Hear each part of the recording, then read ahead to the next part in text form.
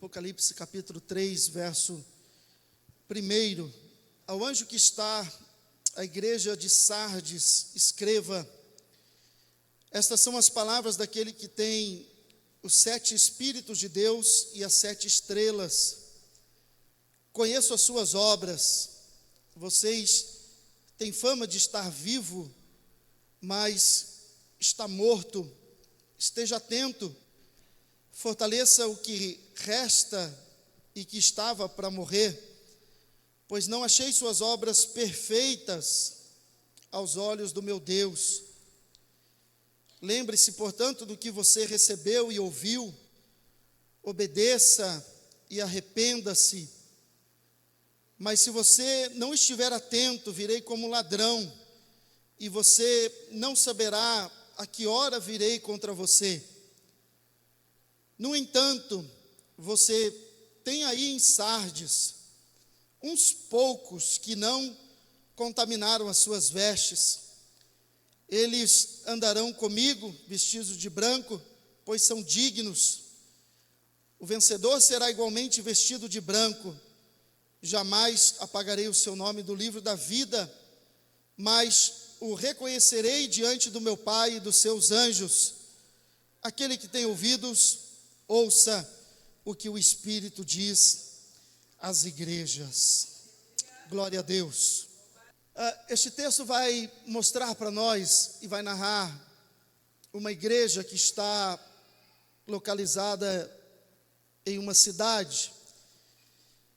E a igreja de Sardes tem tudo a ver com a história da cidade, do lugar onde ela se encontra ou se encontrava. Sardes ficava situada no alto de uma montanha, no alto de uma colina, e Sardes era cercada por grandes muralhas, por fortificações quase que intransponíveis. Era quase um lugar inatingível, quase um lugar que não conseguia ter acesso ou transpor o tamanho das barreiras e muralhas que lá tinham. Por Sardes ter esse senso de proteção, os moradores que lá haviam, eles sentiam-se de igual modo como esta cidade. Eles sentiam-se personagens imbatíveis. Eles tinham dentro da consciência e do pensamento deles que eles jamais seriam massacrados, que jamais eles seriam invadidos, que jamais eles seriam subjugados. Por esse senso de proteção que havia em Sardes, eles imaginavam que eles estavam guardados de qualquer invasão e qualquer perigo que pudesse vir contra eles e os afrontá-los. Isso gerava um sentimento de arrogância muito grande sobre os moradores de Sardes. Eles se tornaram orgulhosos, eles se tornaram autoconfiantes demais no senso de proteção daquela cidade. Mas a história vai dizer que em 529, aproximadamente antes de Cristo, Sardes, ela é sitiada por aproximadamente 14 dias. E agora o rei Ciro, rei da Pérsia, sitia essa cidade e agora, esperando um vacilo, esperando a baixa da guarda das pessoas que habitavam em cidade de Sardes, quando eles estão dormindo na calada da noite, Ciro invade com seus combatentes, com o seu exército e toma conta da cidade de Sardes. É interessante que Ciro vai romper a muralha por uma brecha quase que imperceptível. Ele vai achar uma brecha que talvez poucas pessoas olhavam e davam atenção a ela.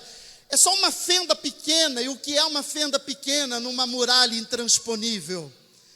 Para muita gente seria quase nada, é apenas uma fenda. Nós somos protegidos, a muralha é grande, é intransponível.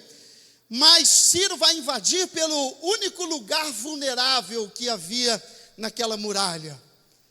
Mais tarde, em 218 a.C., novamente isso vai se repetir. Antíoco Epífano, ele vai dominar Sardes, e ele vai fazer da mesma forma com que Ciro faz em 529 a.C. Ele vai invadir, ele vai dominar a cidade, e agora, durante o período de Alexandre, o Magno, o imperador, Alexandre o Grande, essa cidade vai viver sob domínio desse império, e ao domínio desse império, essa cidade vai viver um crescimento muito pujante. Essa cidade vai dominar toda a vizinhança. Eles vão se tornar grandes, além daquilo que eles já tinham se tornado. Eles se tornam poderosos, eles se tornam pessoas que dominam o comércio da época. Eles se tornam pessoas que vão ter um grande poderio bélico, um grande poderio militar. E agora eles estão expandindo a fronteira, eles não estão apenas mais acima da colina, eles estão descendo para o vale, eles estão dominando todo o contexto, com o cenário político, com o cenário militar, com o contexto econômico. Então eles se tornam uma grande potência, e Sardes vai viver e vai tornar o auge de ser uma grande potência. E no auge desta grande potência, no orgulho das conquistas que eles estão tendo, da cidade que eles estão tendo, de tudo que eles estão construindo, eles novamente vão encher o coração deles de arrogância.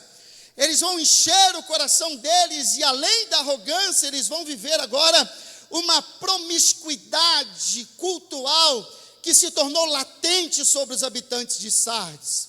Quando a cidade está sendo reconstruída, essa cidade vai ser dedicada à deusa grega Ártemis, e agora é levantado um grande templo de adoração em Sardes a essa deusa.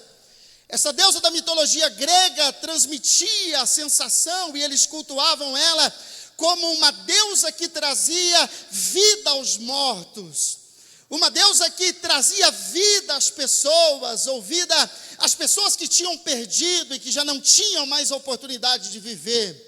Então os mortos eram levados a esse templo, eram colocados diante dessa deusa, porque criam e acreditavam que ela tinha o poder de trazer a vida. E é interessante esse paralelo que a história vai mostrar com a narrativa bíblica, porque é exatamente o contrário que Deus vai mostrar e vai falar sobre a igreja de Sardes daqui a alguns versículos posteriores. Então Sardes está dominado pela promiscuidade, pelo orgulho, pela arrogância, pela prepotência. O paganismo, a imoralidade toma conta da vida dos habitantes de Sardes. E agora eles estão vivendo o contexto, e a igreja de Sardes está inserida dentro deste contexto. E é dentro deste contexto que o pastor João vai escrever recomendações à igreja de Sardes, porque ela está inserida dentro de todo esse contexto, ela está no meio de todo esse contexto. E qual é o problema da igreja, e por que é que o pastor João vai escrever direcionamentos a esta igreja? O problema de tudo isso é que a igreja de Sardes, ela vai se tornar como parte da cidade.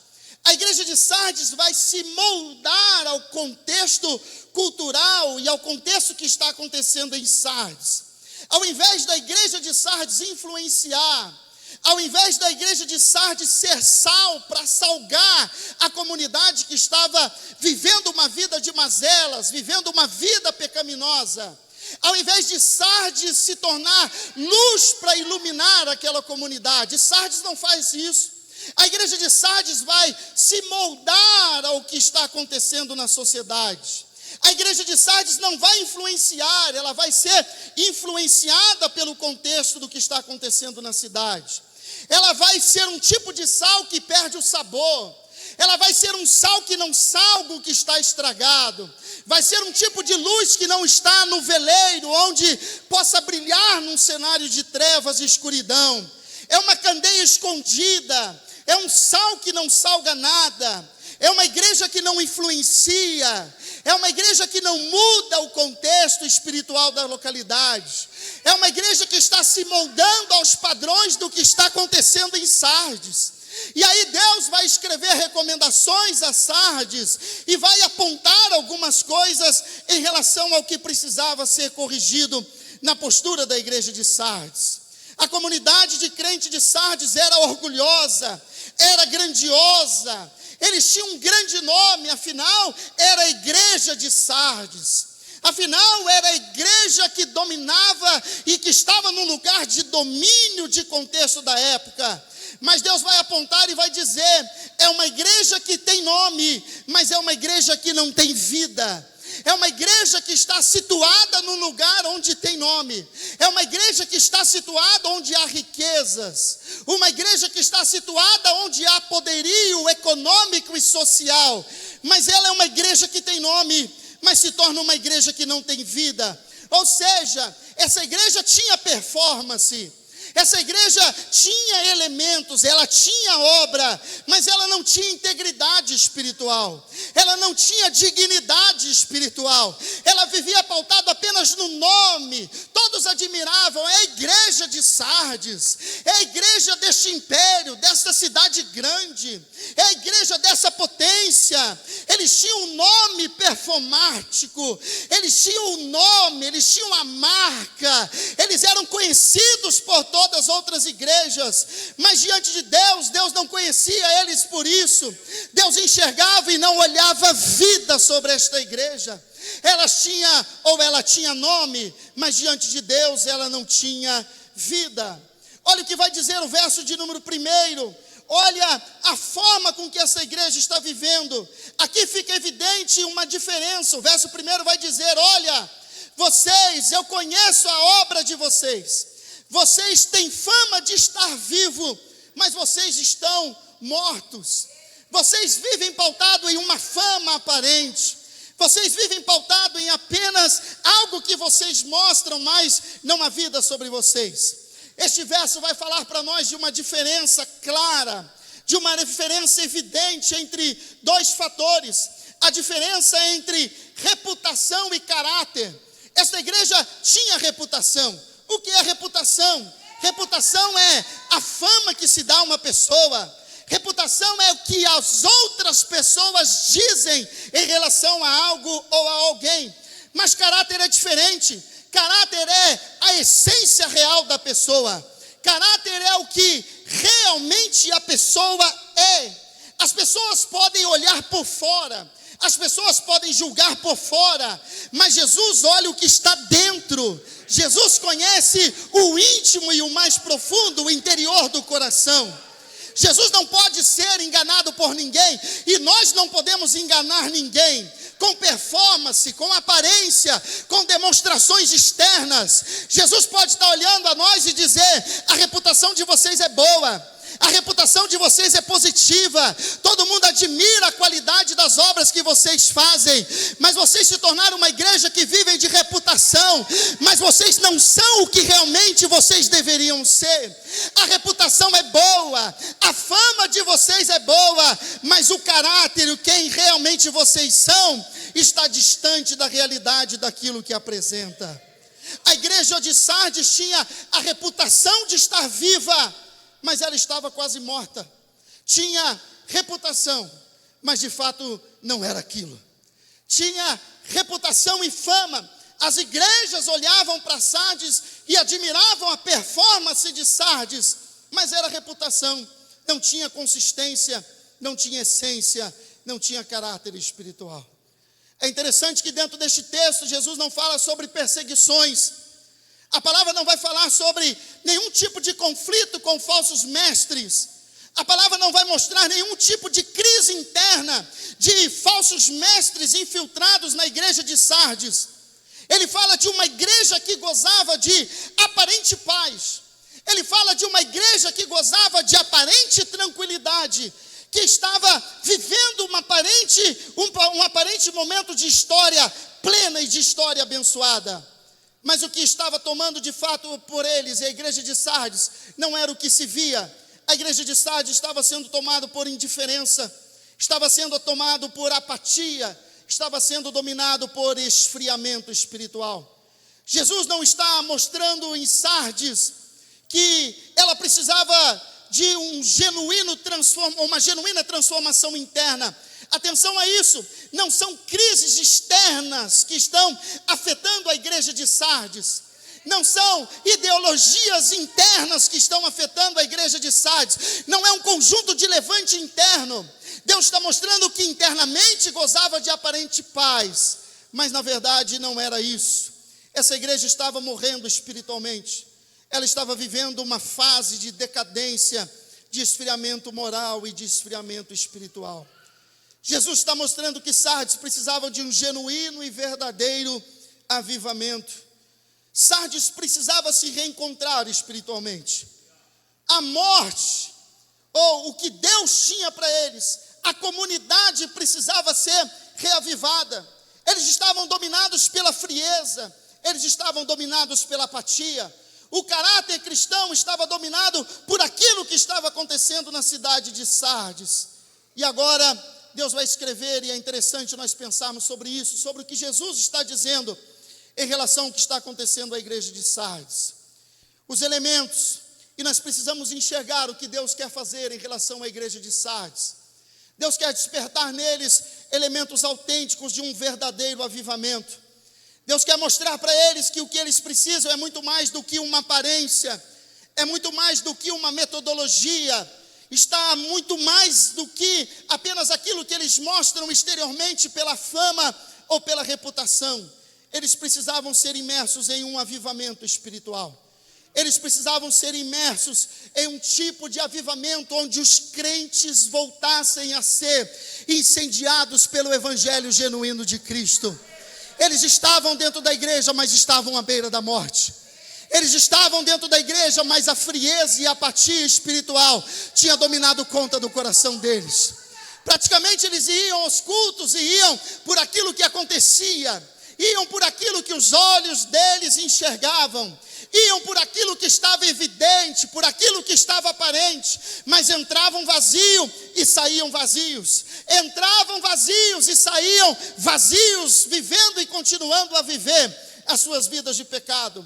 Deus e Jesus está chamando a igreja de Sardes para um tipo de avivamento necessário, e o avivamento necessário precisa acontecer, e existe biblicamente alguns fatores, este texto nos mostra, para enxergarmos quando de fato uma igreja precisa passar por um avivamento genuíno. Primeiro delas, o avivamento é necessário quando há crentes dentro da comunidade ou dentro da igreja que só tem o nome no rol de membro da igreja, mas mesmo assim continuam mortos espiritualmente. Atenção, a igreja de Sardes vivia de aparência. A igreja de Sardes tinha um nome afamado. Sua fama era notável, ela tinha grande reputação. A igreja de Sardes não era bombardeada por ataques externos. Aos olhos das pessoas parecia que era uma igreja viva, parecia que era uma igreja dinâmica, mas era apenas rótulo, era apenas aparência. Atenção a isso que eu preciso dizer para você. O diabo não precisava perseguir a igreja de Sardes de fora para dentro, porque ela já estava derrotada dentro pelos seus próprios pecados. Então ela não vivia o ataque do diabo em relação às práticas de domínio daquela igreja, porque ela estava sendo derrotada pelos seus próprios pecados. Os pecados estavam gerando frieza e apostasia espiritual. A igreja de Sardes estava se tornando parecido como um clube de encontro social. Estava se tornando um lugar onde as pessoas tinham um tipo de fé nominal. Era um cristianismo nominal. Eles frequentavam a igreja, eles gostavam do culto, eles admiravam a liturgia, mas eram cristãos nominal. Apenas participavam do culto, mas não tinham transformação de vida. Apenas participava do culto, mas saía daqui para fora e vivia as práticas de pecado e se corrompia com aquilo que o mundo tinha oferecido. Atenção, frequentavam os cultos, cumpriam suas liturgias, faziam parte da igreja, mas mesmo assim estavam mortos espiritualmente. Tinham apenas o nome no rol de membro, mas não tinham vida espiritual. Tinham o nome no rol de membro, mas não tinham vida espiritual. Admiravam, gostavam, era interessante, era bacana estar no ambiente, mas não tinham essência, não tinham transformação genuína de vida. Quando uma igreja se torna um lugar onde os cristãos se tornam nominais, ela precisa passar por um tipo de avivamento genuíno que Cristo precisa realizar sobre ela. Nós questionávamos antigamente algumas denominações, porque existiam os tais dos frequentadores nominais. De que religião você é? Eu sou da religião tal, mas nunca foi na igreja. Nunca pisou na igreja, nunca cumpriu os protocolos que a igreja pedia, mas se dizia ser porque era tradição, porque era legal, porque era bacana. Em muitas igrejas hoje o cristianismo tem se tornado um cristianismo nominal. O que nós questionávamos lá atrás tem se infiltrado dentro das nossas igrejas em muitos lugares. As pessoas vêm, mas não querem compromisso com Jesus. As pessoas vêm, mas não querem transformação de vida. As pessoas vêm, muitas delas não querem a verdade da transformação da palavra genuína de Cristo. É o famoso vinde como está e permaneça como está. Afinal é graça, Jesus te ama. Afinal Jesus te entende, Ele sabe que você é limitado. Ele sabe que você é imperfeito. É a hipergraça que se prega por aí. Mas o evangelho que Jesus nos ensinou, o evangelho que nos alcançou, o evangelho da cruz de Cristo, não nos torna cristãos nominais, nos torna filhos dos Deus vivo todo-poderoso. Nós somos comprados, nós somos adquiridos em uma nova natureza espiritual. Nós não somos crentes apenas dentro da igreja. Quando saímos daqui para fora, nós somos chamados para salgar esse mundo. Nós somos chamados para iluminar este mundo que está às trevas. Deus habita em nós, o Espírito Santo habita em nós, e nós não somos detentores apenas de uma credencial, de um título, de um rótulo. Eu não venho na igreja porque eu acho bonito, porque eu acho bacana, ou porque é conveniente. Eu venho porque Jesus é a essência da minha vida. Eu venho porque Jesus é tudo o que eu preciso para viver uma vida plena e uma vida abençoada. Aleluias. Sardes tinha muita gente com um nome no rol de membro, mas mortos espiritualmente. Aleluias, aleluias. Segunda lição: o avivamento é necessário quando há crentes que estão em estágio de enfermidade espiritual. É interessante que vai dizer o verso de número 2 do capítulo 3: fortaleça o restante que estava para morrer. Gente, em Sardes havia alguns grupos de cristãos. Primeiro grupo de cristãos em Sardes, eu estou falando grupo de cristãos na igreja de Sardes, é aquele grupo que já tinha morrido, e de fato eles estavam mortos dentro da igreja. Eles já tinham perdido vida espiritual, eles já tinham perdido identidade espiritual, estavam compondo um rol de uma membresia, mas já morreram espiritualmente. O segundo grupo que havia de cristãos em Sardes eram aqueles cristãos que estavam na UTI espiritual. Não tinham morrido ainda, mas estavam quase morrendo. Eles estavam em estágio terminal, quase morrendo. Eram alguns cristãos que não estavam mortos, mas estavam vivendo uma sonolência espiritual. A sonolência do comodismo, a sonolência da indiferença com as coisas de Deus, a sonolência da falta de apetite espiritual, a sonolência do pragmatismo, a sonolência do secularismo. Era aquele grupo de pessoas que estavam dentro da igreja, mas não tinham mais vida para vibrar com as coisas espirituais. É aquele grupo de pessoas que estavam quase que no ponto morto, quase levando a vida espiritual e deixando para ver o que ia acontecer. É aquele tipo de grupo que não se envolve, não se empolga, não se anima, não está disposto a servir a Deus, não está disposto a se envolver, não está disposto a se engajar. Ele quer apenas frequentar um culto e ir embora para casa. Não morreu, mas está vivendo sonolência espiritual. Você chama ele para orar, ele diz assim: rapaz, orar é coisa do passado.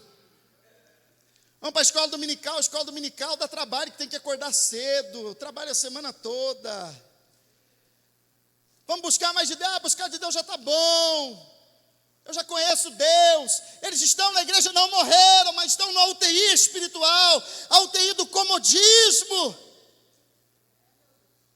De vez em quando a gente se depara com algum tipo de grupo de pessoas assim.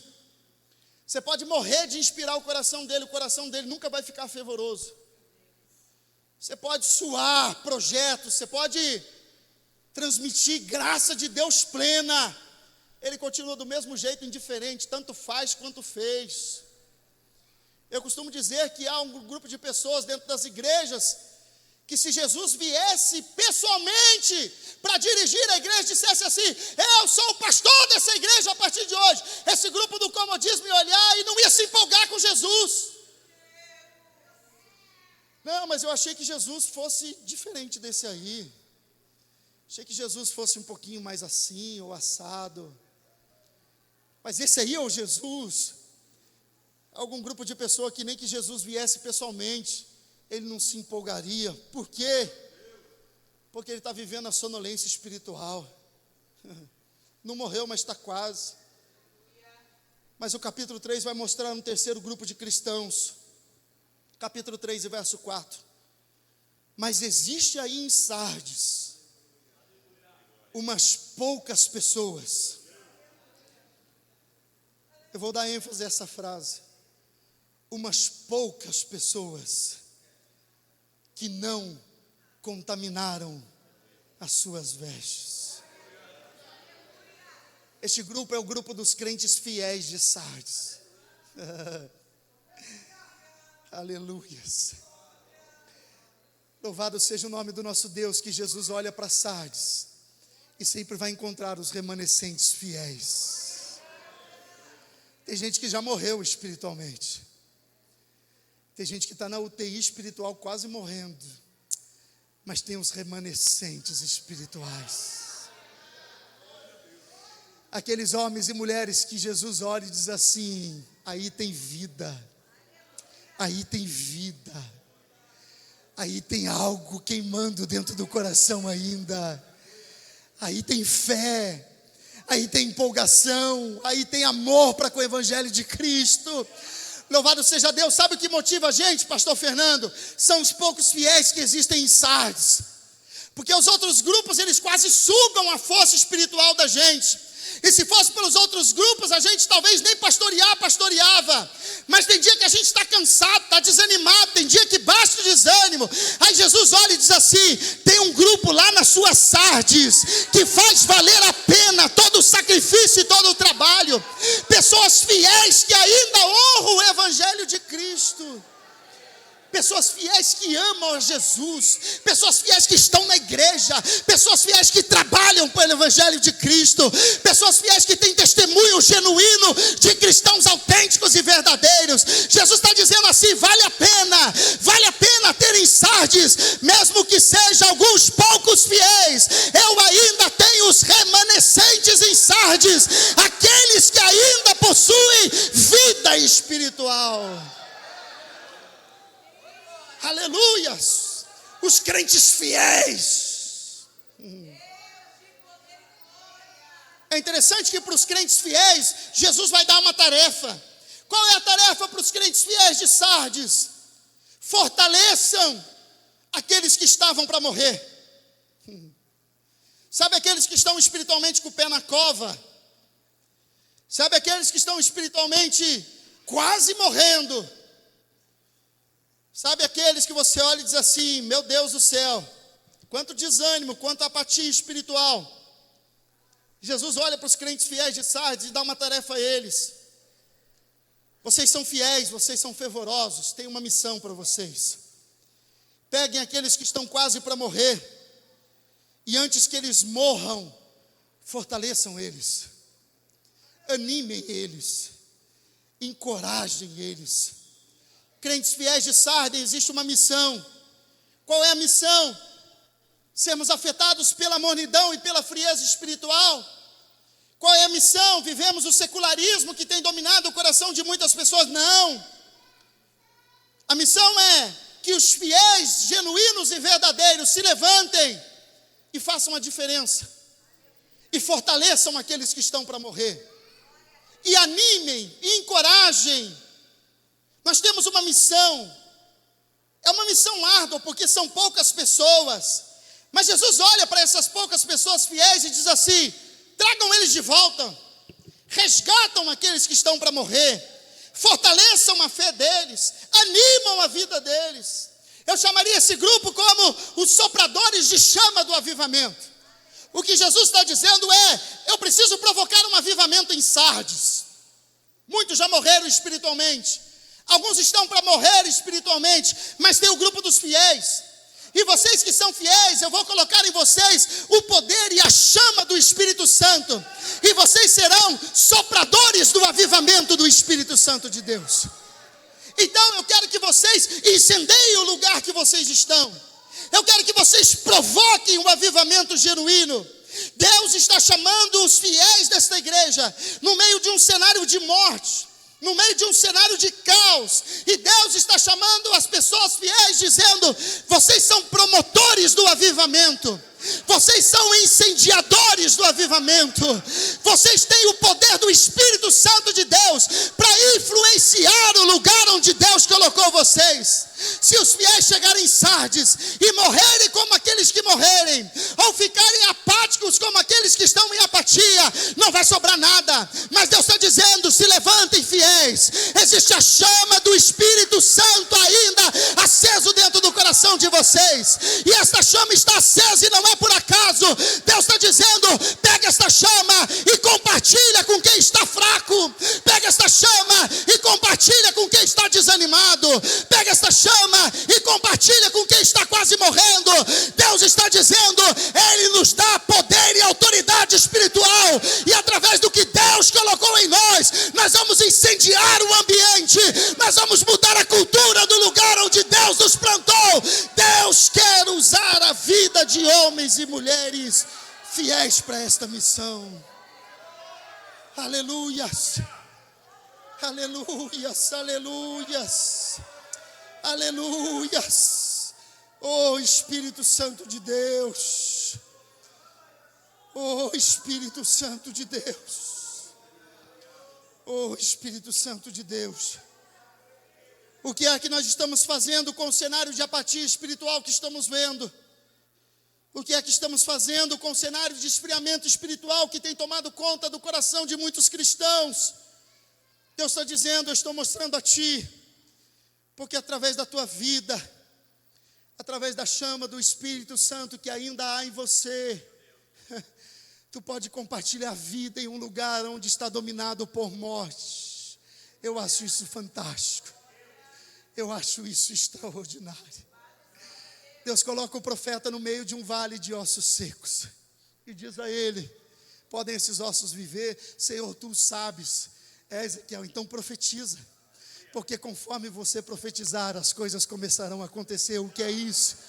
Um profeta incendiado trazendo vida em um contexto de morte. Um profeta incendiado trazendo vida em um contexto de morte. Sabe o que Deus está dizendo para nós esta noite? Você é um crente incendiado, você é um cristão incendiado, e onde Deus te plantar, onde você chegar, se o ambiente estava dominado por sentimentos de morte, vai passar a ter vida, não porque a força e o poder está em nós, mas porque há uma autoridade, porque há uma autoridade, porque há uma autoridade espiritual que Deus colocou sobre cada um de nós. Eu libero uma palavra profética sobre você, sobre a tua vida, sobre o teu chamado, sobre o teu ministério. Pastor, eu estou observando que a minha casa está morrendo. Você vai chegar lá, e quando você chegar, vai tornar a ter vida dentro da tua casa. Pastor, eu estou sentindo que o grupo que eu lidero está morrendo espiritualmente.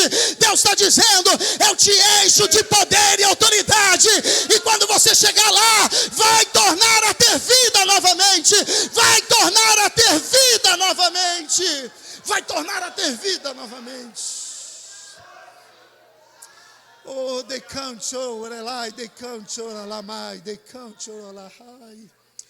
Deus está à procura de homens e mulheres que façam a diferença no contexto em que vivemos. Deus está à procura de homens e mulheres que continuem fazendo a diferença no contexto de hoje. Nós não cremos no cessacionismo dos dons, nós cremos na continuidade da ação do Espírito Santo sobre a igreja. Aleluias. Os tempos podem ser desafiadores, mas Jesus te deu capacidade e autoridade espiritual. Jesus te deu capacidade e autoridade espiritual. Jesus chamou a gente para ser promotor de vida.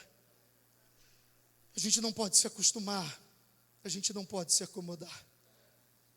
Aleluias. Num cenário onde muitos têm vivido um evangelho de aparência, existem alguns poucos que ainda não contaminaram as suas vestes. Não contaminaram as suas vestes. Que não se inclina para o pecado, que não se conforma. Aleluias. Aleluias. Aleluias. Aleluias. Nós nunca vivemos dias tão desafiadores como os dias de hoje que vivemos espiritualmente. Nós que pastoreamos, às vezes dá a sensação de que a gente está quase que fazendo um trabalho de enxugar gelo. Porque parece que você prega, fala, ensina, orienta, ajuda, acredita, incentiva. E parece que há pouco resultado efetivo, e isso tende a roubar de nós o fervor espiritual. Quantas pessoas estão largando os seus ministérios, pendurando as suas harpas no salgueiro, porque simplesmente estão cansados das labutas, das lutas e dos desafios espirituais. Enfrentamos desafios que tem sido fácil para a gente, mas o Senhor me trouxe aqui, te trouxe aqui para te animar hoje. Sabe por que aquele lugar continua aberto e continua de pé? Porque Deus te colocou naquele ambiente para trazer vida sobre ele. Eu vou dizer algo com os olhos abertos, sem medo de errar. Deus não errou quando colocou você onde você está. Aleluias. Deus não se equivocou quando plantou você no lugar onde você está. Pastor, mas os desafios estão grandes demais. Parece que as coisas não estão avançando, não estão acontecendo na velocidade que eu gostaria ou imaginava. Deus está dizendo, pois bem, é você que Deus vai usar. Gente, toda revolução espiritual não começou com grandes multidões. Começou com um homem que se levantou cheio de fé e de ousadia espiritual. Os avivamentos, as reformas, os despertamentos. Deus não precisa de multidões para começar um avivamento. Oh, Espírito Santo. Deus não está à procura de quantidade para começar um avivamento e uma transformação. Deus está à procura de um coração incendiado pela chama do Espírito Santo de Deus. Deus está olhando e está dizendo assim, eu preciso de uma pessoa só. Uma pessoa só, pastor. Eu estou orando para que Deus levante um monte de gente na minha igreja, para que as coisas comecem a mudar. Deus está dizendo assim, a mudança vai começar através de você. A mudança vai começar através de você. Eu te dou ousadia espiritual. Eu te renovo. Sou eu o Deus da tua vida. Aleluias. Aleluias. Aleluias. Oh, Senhor amado, hoje é noite de renovo espiritual sobre as nossas vidas. Deus está dizendo, não é para você parar, não é para você largar, não é para você desistir. Eu sei dos desafios do secularismo que nós vivemos, eu sei dos desafios que nós enfrentamos, mas Deus está dizendo, para cada geração e para cada desafio, eu continuo levantando homens e mulheres, homens e mulheres, homens e mulheres, homens e mulheres, cheio, cheio, cheio, cheio, cheio, cheio, cheio, cheio de autoridade espiritual.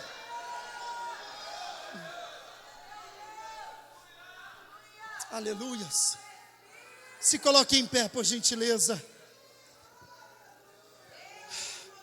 Deus está buscando sopradores de chama dentro de um lugar onde está dominado pela morte. Deus está procurando uma voz profética. Deus está procurando alguém que se deixe ser usado para mudar o ambiente. Alguém que pague o preço pela transformação. Oh, aleluia. Deus está dizendo, não finja que não é com você. É exatamente com você que eu estou falando.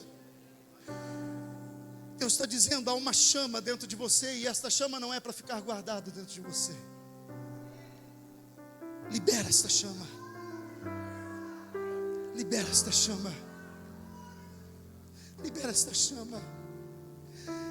Nós não vivemos no mundo natural. Nós somos direcionados pelo mundo sobrenatural.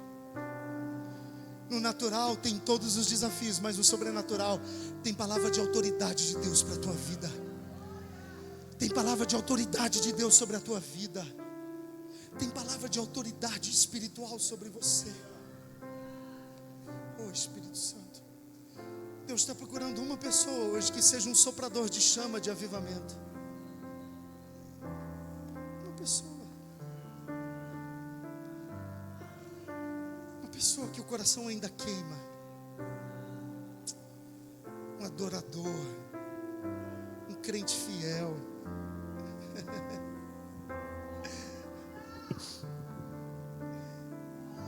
Eu queria que você procurasse alguém perto de você.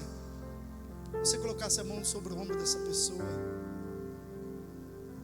Nós vamos fazer uma oração espiritual sobre isso hoje. Talvez você não sabe como esse irmão entrou aqui hoje. Cansado, sobrecarregado pelos desafios, pelas lutas, pelas provações. Parece que as coisas não acontecem, parece que as coisas não fluem. Parece que cada dia está mais difícil e complicado. Mas Jesus está olhando para você e está dizendo assim: você não pode parar. Sua família está em pé justamente por causa do que eu coloquei dentro de você. Tua igreja ainda está viva porque eu te plantei naquele lugar. Eu te dei poder, eu te dei autoridade. Eu queria que você orasse. O Espírito Santo habita, o Espírito Santo está em você. E Ele vai colocar palavras de autoridade sobre os teus lábios agora. E eu queria que você proferisse palavras de autoridade espiritual sobre a vida de alguém hoje. Ore com essa pessoa, em nome de Jesus. Ore com essa pessoa. Comece a orar com essa pessoa. Profetize palavras de autoridade espiritual sobre o ministério, sobre a família, sobre os sonhos, sobre os projetos. Deixa Deus usar a tua vida. Se você é um dos poucos fiéis que ainda estão em Sardes, que não contaminaram as suas vestes, tem poder e autoridade, tem poder e autoridade. Profetiza, profetiza, profetiza, profetiza. O Espírito Santo te toma com autoridade espiritual. O Espírito Santo te toma com autoridade espiritual esta noite. Eu, Senhor, te fortaleço. Eu, Senhor, te fortaleço. Você não pode parar, você não pode desistir. Você é o provocador do avivamento. Você é um incendiador de brasas. Tem pessoas que às vezes o pavio está fumegando. Já queimou um dia, já ardeu um dia.